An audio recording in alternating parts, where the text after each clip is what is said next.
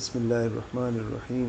अल्लाहुम्मा सल्लि अला सय्यदिना व मौलाना मुहम्मदिन व अला आलिहि व अस्हाबिहि व बारिक वसल्लिम। आज इंशाअल्लाह सूरह वश्शम्स पे हम गुफ्तगू करने का शर्फ हासिल करेंगे। वश्शम्सी व दुहाहा वल क़मरी इज़ा तलाहा वन नहारी इज़ा जल्लाहा वल लैली इज़ा यग़शाहा वस्समाई वमा बनाहा वल अर्दी वमा तहाहा वन नफ्सिम वमा सव्वाहा। ये 7 आयतें मैंने पढ़ी हैं और इन 7 आयतों में क़स्मों का ज़िक्र है।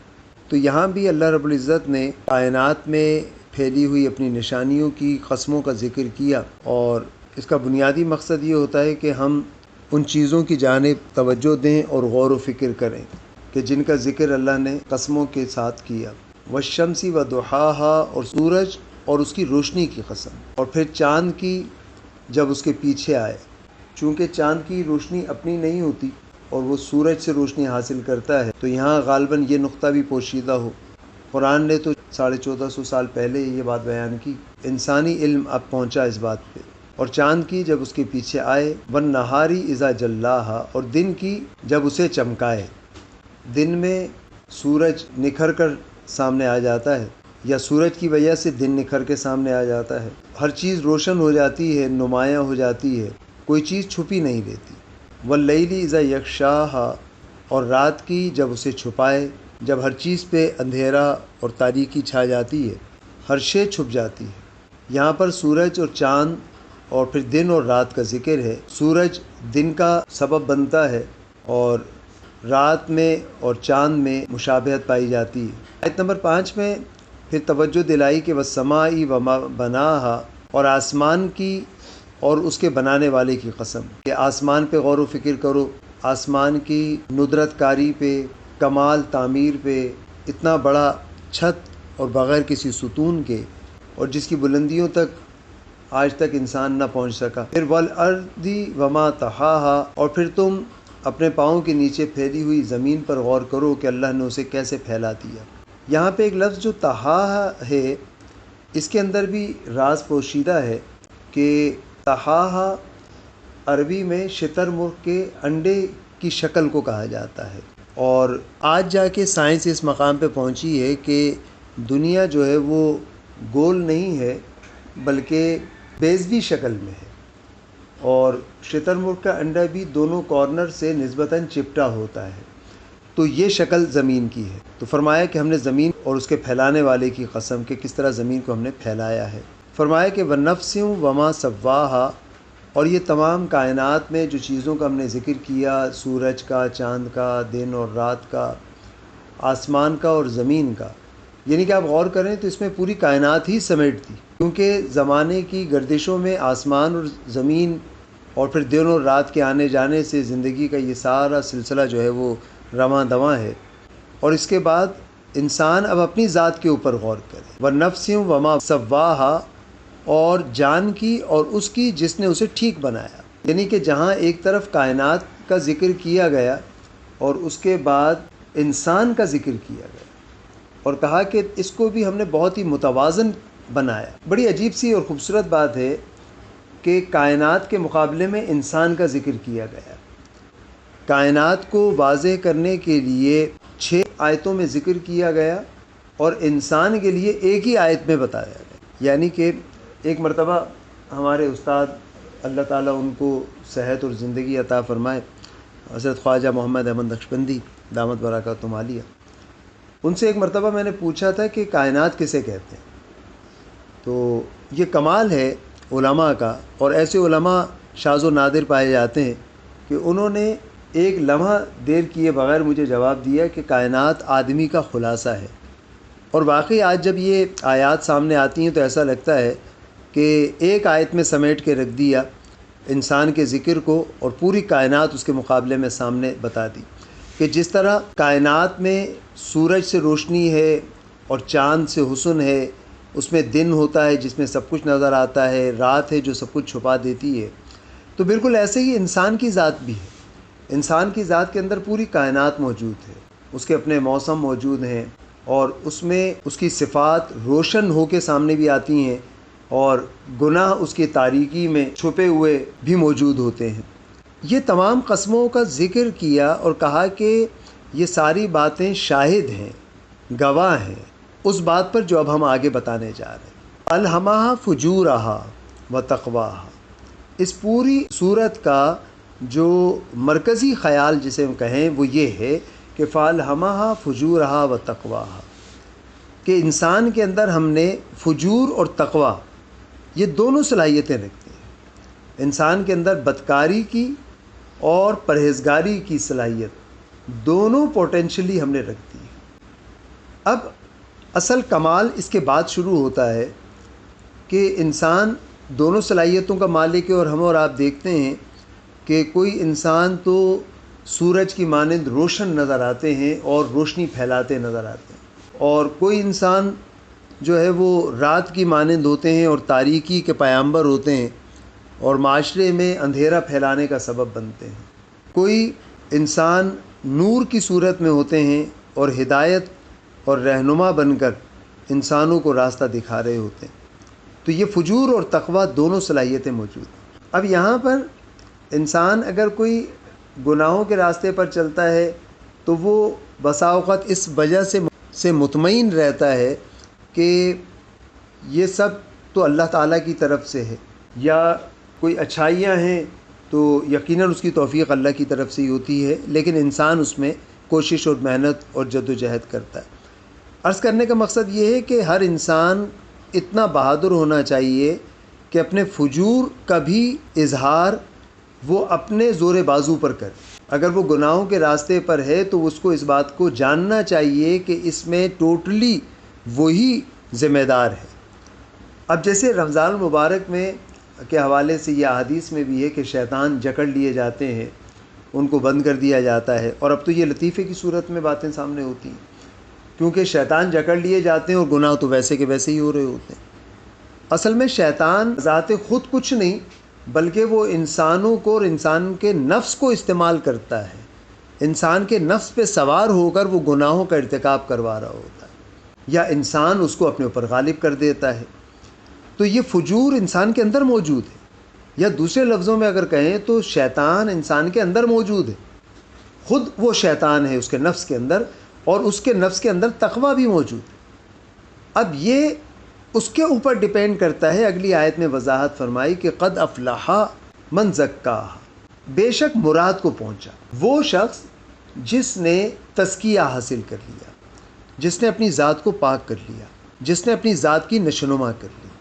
اس میں قد جو ہے وہ تاکید کے لیے اور بات میں یقین پیدا کرنے کے لیے استعمال ہوتا ہے انا کے مقابلے میں۔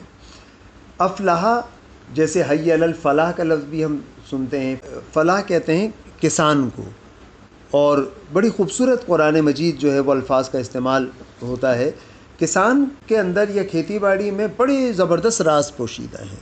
کسان بھی بالکل ایسے یقین رکھتا ہے جیسے ایک مومن اللہ پر اور غیب پر یقین اور ایمان رکھتا ہے۔ اس کو بھی نظر نہیں آتا کہ اس زمین کے اندر جو بیج اس نے پھینکے ہیں پیسوں سے خرید کر، اور جس زمین پر وہ اپنا پسینہ بہاتا ہے، محنت کرتا ہے، روز جاتا ہے، دھوپ برداشت کرتا ہے، موسم کی سختی گرمی کو برداشت کرتا ہے، اور زمین ہے وہ، لیکن اس کو یقین کامل حاصل ہے کہ چند مہینے بعد اس زمین سے فصل اور کونپلیں پھوٹیں گی، اور ایک ایک کونپل سے 70 دانے جو ہے وہ لگیں گے، بلکہ 700 دانے لگیں گے۔ تو یہاں افلاح کا لفظ جو استعمال کیا ہے اس لیے کہ یہ ایک کمال قسم کی کامیابی حاصل ہوتی ہے کہ ایک دانے کے بدلے 700 مل رہا ہو۔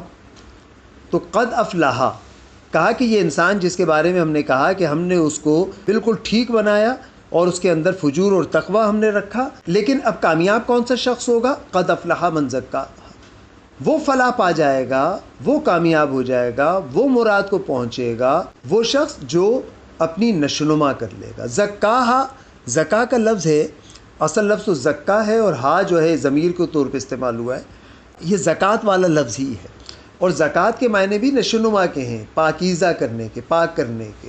تو کہا کہ وہ شخص مراد کو پہنچے گا جو اپنا تزکیہ کر لے گا، یعنی کہ جو تقوی کو غالب کر دے گا اور فجور کو مغلوب کر دے گا۔ وقت خواب من دساہا، اور نامراد ہوا وہ شخص جس نے اسے دبا دیا، جس نے گناہوں کے بوجھ تلے اپنے نفس کو دبا دیا۔ اب یہاں پر بالکل واضح طور پہ موجود ہے یہ بات جو سمجھنے کی ہے کہ اگر کوئی شخص نیک عمل کرتا ہے تو یقیناً میں بار بار یہ جملہ استعمال کرتا ہوں کہ اللہ کی توفیق سے نیک توفیق ملتی ہے، لیکن اس میں اس شخص کی کوشش اور کردار موجود ہوتا ہے۔ اسی طرح اگر کوئی شخص گناہ کرتا ہے تو وہ تقدیر پر یہ سارا ملبہ ڈال دیتا ہے یا شیطان پر ڈالتا ہے، تو اسے کم از کم اتنا بہادر ہونا چاہیے کہ وہ اس بات کا بھی خود ہی کریڈٹ لے کہ ہاں وہ خود ہی گناہ گار ہے، کیونکہ اس نے فجور کو غالب کیا اپنی ذات کے اندر۔ اب یہ مزید جو وضاحت کی ہے کہ یہ تزکیہ کیا ہے، یا جس نے وہ بوجھ تلے گناہوں تلے اپنی ذات کو دبا دیا وہ نامراد ہوا، تو یہ ذات کو دبانا کیا ہے اور ذات کا تزکیہ کیا ہے، یہ دونوں کیا چیزیں ہیں۔ تزکیہ جب ہو جائے گا تو تقویٰ ہوگا، اور جس نے ذات کو دبا دیا گناہوں کے بوجھ تلے تو وہ فجور ہو گیا۔ اب آگے فرمایا کہ کذبت ثمود بطغواہا، سمود نے اپنی سرکشی سے جھٹلایا۔ اب بظاہر اگر آپ ترجمہ پڑھیں تو آپ کو سمجھ نہیں آئے گی بات کہ یہ بات تو پہلے سورج کا ذکر ہوا، چاند کا ہوا، دن کا ہوا، رات کا ہوا، آسمان کا کیا، زمین کا کیا، اور یہ تو ساری خارجی کائنات کی چیزیں۔ اس کے بعد انسان کا ذکر کر دیا کہ اس کی قسم جس نے اس جان کو پیدا کیا اور اسے ٹھیک کیا، پھر اس کے اندر فجور اور تقویٰ رکھا، پھر ہمیں بتایا کہ اب ریزلٹس کیا ہوں گے، کہ کامیاب کون شخص ہوگا اور ناکام کون ہوگا۔ اب جو ناکام ہوئے ان کی مثال اللہ رب العزت نے آگے بتا دی، کس شکل میں؟ سمود کے واقعے میں۔ اب یہ سمود کا ذکر آ گیا تو میں یہ کہہ رہا تھا کہ ویسے آپ اگر پڑھیں تو اس کو ملا نہیں پاتا کوئی ایک عام قاری جب اس کو سطحی انداز میں پڑھتا ہے، کہ یہ بات سمجھ نہیں آئی کہ یہ بات کرنے کے بعد سمود والوں کا ذکر کیوں کر دیا۔ قوم سمود جو ہے ان کی طرف حضرت صالح علیہ السلام مبعوث ہوئے تھے۔ صالح علیہ السلام جن کا اونٹنی والا واقعہ جس قوم کے ساتھ تھا، تو وہ یہاں پر یاد دلایا جا رہا ہے۔ یہ آپ ذہن میں یہ رکھیں گے کہ یہ بتایا جا رہا ہے کہ گناہ کیا ہوا تھا، یہاں اس گناہ کا خصوصی طور پہ ذکر کیا جا رہا ہے، اور جو سب سے بڑا گناہ ہے۔ تو کذبت ثمود بطغواہا، اور سمود نے اپنی سرکشی سے جھٹلایا۔ تغواہا یہ طغیانی سے لفظ ہے، جو اپنی حدود سے باہر نکل جاتے ہیں۔ کذبت انہوں نے جھٹلایا۔ اذ بعث اشقاہا، اور ان کے اندر کا جو سب سے زیادہ بدبخت شخص تھا وہ ان کا لیڈر اٹھ کھڑا ہوا۔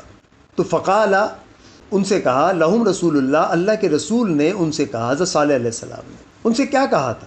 ان سے کہا ناقۃ اللہ و سقیاہا، کہا یہ اللہ کا ناقہ ہے، یہ اللہ کی اونٹنی ہے، و سقیاہا، اور اس کے پینے کی باری پہ اسے پانی پینے کے لیے آزادی دے دو۔ اب یہ کچھ سمجھ آ رہا آپ کو کہ یہاں پر کائنات سے بات چلی، پھر انسان کی ذات کو سامنے رکھا، پھر فجور اور تقویٰ کا ذکر کیا، پھر کامیابی اور ناکامی کا ذکر کرنے کے بعد سمود کا ذکر کیا۔ اور سمود کا واقعہ کیا ہے کہ انہوں نے اونٹنی کو پانی پینے سے روک دیا، اس اونٹنی کو انہوں نے مار دیا، یہ اور پھر ان پر عذاب آ گیا۔ یہ سب ہے کیا سمجھ آ رہی ہے؟ اس میں ان لوگوں کا دار و مدار معیشت کا تھا کھیتی باڑی پر، زمینداری پر، پانی پر۔ اس پانی کی بہت اہمیت تھی، کیونکہ پانی زمین کو لگے گا تو پھر وہ زمینیں جو ہے وہ فصلیں بارآور ہوتی ہیں، خوشحالی ہوتی ہے، ان کی معیشت مضبوط ہوتی ہے۔ پانی کے معاملے پہ لڑائی جھگڑا، اور بلکہ آنے والے وقت میں جو عالمی جنگ ہوگی وہ بھی پانی پر ہی ہونی ہے، کیونکہ پانی ہی بنیادی ضرورت ہے۔ تو یہاں اسی چیز کو ذکر کیا، آج بھی پانی کی ہی تو جنگ ہے نا۔ پانی آج ہمارے معاشرے میں سے بھی، ہمارے ملک میں سے بھی پانی ختم کر دیا، اور ہم اور آپ پانی خرید کر پینے پہ مجبور ہو چکے ہیں۔ یہ وہی پانی تو ہے جس کا ذکر یہاں کیا جا رہا ہے، اور مقابلے میں جانور کا ذکر ہے، اونٹنی کا ذکر۔ اس سب کو اس سینیریو میں آپ مد نظر رکھیں گے کہ یہ معیشت سے متعلق گفتگو ہو رہی ہے، یہ زمین پر قبضے کے حوالے سے گفتگو ہو رہی ہے، یہ نشو و نما کے جو بنیادی اسباب اور سورسز ہیں ان پر قبضہ کر لیا تھا انسان نے، جس کی بنیاد پر یہاں پر وہ اس کو ذکر کیا جا رہا ہے۔ اور آج بھی انسان نے انسانوں کی نشو و نما کے لیے جو سورسز ہیں، جو منرلز ہیں، ان پہ انسان قابض ہوتا چلا جا رہا ہے۔ یعنی کہ آپ کو اندازہ ہوا کہ قوم سمود کا زمانہ کتنا پرانا اور آج بھی وہی سارے گناہ موجود ہیں، اور یہ وہ معاشرہ یہ گناہ کا ارتکاب کر رہا ہے جو نماز بھی پڑھتا ہے، جو روزے بھی رکھتا ہے، اور آپ کو قرآن اب بتا رہا ہے کہ کیا ہے اصل گناہ۔ لوگ تو گناہ کو ہی بھول گئے نا کہ گناہ کہتے کس کو۔ میں نے اتنی لمبی تمہید باندھی تو کہ شاید آپ کو سمجھ آئے۔ میں تھوڑا سا آپ کو ایک اور آیت کی طرف لے کے جانا چاہتا ہوں، سورہ اعراف کی آیت نمبر 73 میں، جہاں اسی ذکر کو، یہاں تو بالکل اجمالاً آپ کے سامنے بات اچانک سے آ گئی نا کہ سمود کا واقعہ دیکھو سامنے رکھو کہ کیا ہوا تھا، اور ان کے رسول نے ان سے کہا تھا کہ یہ اللہ کی اونٹنی ہے اور اسے پانی کے لیے کھلا چھوڑو۔ سورہ اعراف میں آیت نمبر 73 میں فرمایا وَإِلَىٰ ثَمُودَ أَخَاهُمْ صَالِحًا، اور سمود کی طرف ہم نے ان کی برادری سے صالح کو بھیجا۔ قَالَ يَا قَوْمِ اعْبُدُوا اللَّهَ، تو انہوں نے کہا کہ میری قوم اللہ کی عبادت کرو، مَا لَكُم مِّنْ إِلَٰهٍ غَيْرُهُ، اور اس کے سوا تمہارا کوئی معبود نہیں، قَدْ جَاءَتْكُمْ بَيِّنَةٌ مِّن رَبِّكُمْ، بے شک تمہارے پاس تمہارے رب کی طرف سے روشن دلیل آئی۔ پھر فرمایا هَٰذِهِ نَاقَةُ اللَّهِ، یہ اللہ کا ناقہ ہے، یہ جانور، یہ اونٹنی اللہ کی ہے۔ یعنی کہ گویا جتنے جانور ہیں، یہ اونٹنی تو نمائندہ اونٹنی تھی نا۔ اگر کہیں پر ابو لہب کا ذکر کیا کہ ابو لہب تیرے ہاتھ ٹوٹے، تو مطلب محض ابو لہب نہیں، ابو لہب تو اس گروہ کا نمائندہ ہے، اور اس گروہ کے لوگ آج تک اور قیامت تک جو آتے رہیں گے ان سب کے لیے تبت یدا ابی لہب رہے گا۔ تو کہا ہاذی ناقۃ اللہ، یہ اللہ کا ناقہ ہے۔ تو آج جو جانور گھوم رہے ہیں وہ کس کے ہیں؟ وہ بھی اللہ کے جانور ہیں۔ جب جانور بھی اللہ کے ہیں تو یہ بندے کس کے؟ یہ بندے بھی اللہ کے۔ بلکہ ان بندوں کو تو حدیث میں عیال اللہ کہا گیا ہے، اللہ کی عیال کہا ہے۔ یہ بہت اہم ترین بات ہے کہ یہ انسان اللہ کی عیال ہے۔ اس لیے جو انسان ان انسانوں کا خیال رکھے گا اللہ اس کو محبوب کرے گا۔ کیوں؟ کیونکہ وہ اللہ کی عیال کو پسند کرنے لگا، اللہ کی عیال کی خدمت کرنے لگا۔ فرمایا ہاذی ناقۃ اللہ، یہ اللہ کا ناقہ ہے، لکم آیتن، یہ تمہارے لیے نشانی ہے، فذروہا، تو اسے چھوڑ دو، تاکل، کھانے کے لیے۔ کہاں چھوڑ دو؟ اب یہ دوسرا جملہ غور سے سننا ہے آپ نے، فی ارض اللہ، اللہ کی زمین میں۔ ناکہ کس کا؟ اللہ کا۔ زمین کس کی؟ اللہ کی۔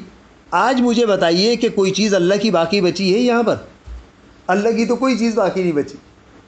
آج تو زمینیں ساری انسانوں کے قبضے میں آ گئیں، پانی انسان کے قبضے میں آ چکا، جانوروں کا مالک انسان بن چکا، زمین کا مالک انسان بن چکا۔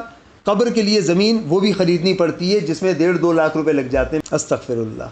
تو فی ارض اللہ، یہ اللہ کی زمین ہے، اسے یہ کھائے۔ ولا تمسوہا بسوء، اور کوئی اسے برائی سے ہاتھ نہ لگائے۔ فیأخذکم عذاب علیم، کہ تمہیں دردناک عذاب آئے گا۔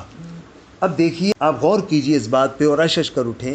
یہاں یہ نہیں کہا کہ تم نے نماز ترک کر دی تم پر عذاب آ جائے گا، تم نے روزے نہیں رکھے تم پہ عذاب آ جائے گا، کوئی اس قسم کی بات نہیں ہو رہی۔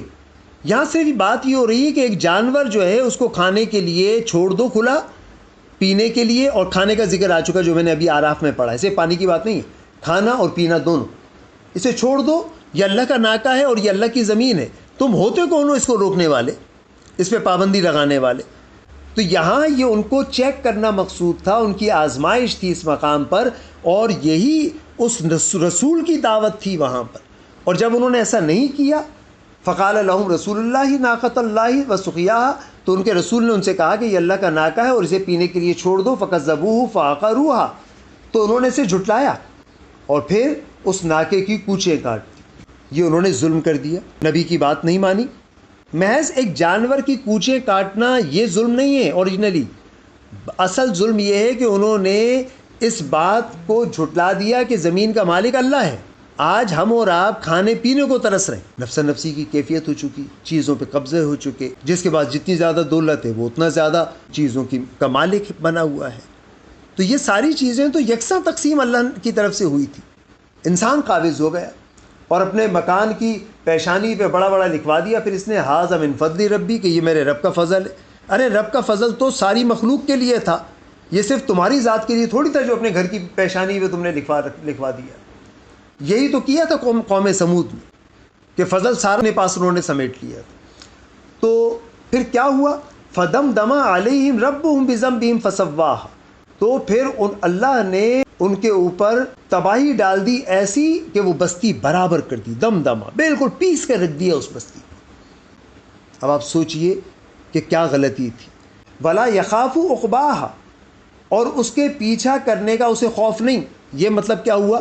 مطلب یہ اللہ کے لیے استعمال ہوا کہ اللہ نے جو تباہی ان کے اوپر نازل کی، اللہ کو اس کا کوئی خوف نہیں ہے کہ اس نے انسانوں کو تباہ کر دیا یا بستی کو تباہ کر دیا، اس لیے کہ اللہ نے نہیں کیا ایسا، بلکہ یہ ان کی غلطیوں کے عوض اس کے نتیجے میں انہوں نے خود تباہی مول لی. اور اللہ تعالیٰ کا قانون عدل پر مبنی ہے، وہ ظلم نہیں کرتا. اب یہی بات آج پوری دنیا میں جو فساد اور جنگوں کا باعث ہے، وہ اس دنیا پر قبضہ ہی تو یہ وجہ بنا ہوا ہے. تو یہاں پر جو کہا کہ فَأَلْهَمَا فُجُورَهَا وَتَقْوَاهَا، تم سورج کو دیکھو، چاند کو دیکھو، دن کو دیکھو، رات کو دیکھو، آسمان کو دیکھو، زمین کو دیکھو کہ ہم نے کتنا متوازن بنایا ہے چیزوں کو، کس طریقے سے اسموتھلی چل رہی ہیں. تم تو چند ہزاروں سال سے یا لاکھوں سال سے زمین پر اور تہس نہس اور تباہ و برباد کر دیا، اور خارجی کائنات میں کروڑوں سال سے سورج اور چاند ستارے اور دن اور رات کا آنا جانا کا سلسلہ جاری و ساری ہے، کہیں کوئی تباہی بربادی نہیں ہوئی، اس لیے کہ وہ اللہ کے حکم کے تابع. لیکن تم نے زمین پر آ کے قبضے کرنا شروع کر دیے. ہم نے تمہاری ذات کے اندر فجور اور تقوی دونوں رکھا، اور یہ قوم سمود نے فجور کو غالب کر دیا. تو تم کیا کر رہے ہو اس وقت؟ فجور کا گویا مطلب یہ ہوا کہ وہ چیزوں کو اپنے گرد سمیٹتا ہے، فجور. اور تقوی کا مطلب کیا ہوا؟ جو تقسیم کرتا ہے. فجور کے معنی گناہ کرنا ہے، بدکاری کرنا ہے. لیکن یہاں بدکاری کیا ہے؟ ساری بدکاریوں کی جڑ کیا ہے؟ چیزوں کو سمیٹنا اپنے نزدیک. یعنی کہ پوری دنیا کا، انسانیت کا بنیادی معاملہ اور مسئلہ معاش کا ہے. قرآن نے سب سے زیادہ معاش کو ڈسکس کیا ہے. المیہ یہ ہے کہ آج تک ہمارے علماء، ہمارے مساجد کے ممبر سے کبھی بھی معاش پر گفتگو آپ نے اور میں نے شاید کبھی بھی نہ سنی، کبھی بھی نہ سنی. جبکہ بنیادی مسئلہ یہی تھا. غربت ہی تو اصل بنیادی مسئلہ ہے، اس کو ڈسکس نہیں کیا جاتا. اور یہاں پر کہا یہ جاتا ہے کہ یہ تقسیم تو اللہ کی طرف سے، اللہ نے کہ جس کو چاہا جتنا دے دیا، کمال کر دیا. یہ کہہ کر ان غریبوں کو سلا دیا اور ان سے کہا کہ تمہارے لیے تو صرف آخرت میں سب کچھ ہوگا، اس دنیا میں ایڑیاں رگڑ رگڑ کے تم زندگی گزارتے رہو.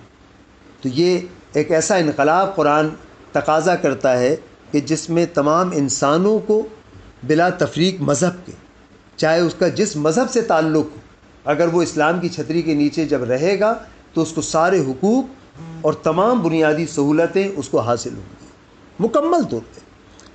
مثال کے طور پہ اسلامی کنٹری کے اندر، اسلامی فلاحی ریاست کے اندر تعلیم لازمی اور مفت ہوگی. صحت کی تمام فیسلٹیز وہاں رہنے والوں کو مکمل مفت حاصل ہوں گی.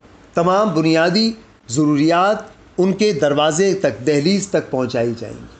یہ کوئی لفاظی نہیں ہے، یہ حضرت عمر فاروق رضی اللہ تعالیٰ عنہ اور عمر ثانی حضرت عمر بن عبدالعزیز رضی اللہ تعالیٰ عنہ نے اپنی زندگیوں میں ان انقلابات کو برپا کر کے اور دنیا کو دکھایا ہے، جس کے باعث آج بھی انگلینڈ میں اولیات عمر کے نام سے قوانین موجود ہیں.